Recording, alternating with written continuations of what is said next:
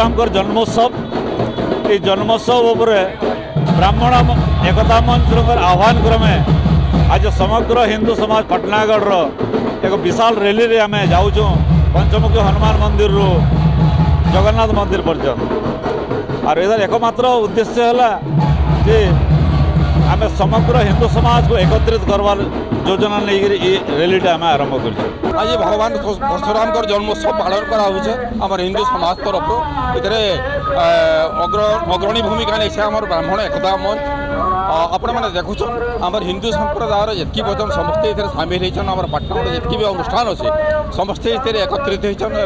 भगवान परशुराम जेन शोभा यात्रा जाऊे ये शोभा यात्रा सामिल होमर शोभा यात्रा पाटनागढ़ पंचमुखी हनुमान ठार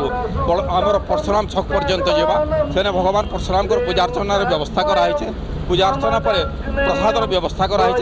एवं इटा आम पाटनागढ़ उपखंडर जितके भी गाँव अच्छी प्राय प्रत्येक गाँव प्रतिनिधि मैंने आर ये शोभा यात्रा जोग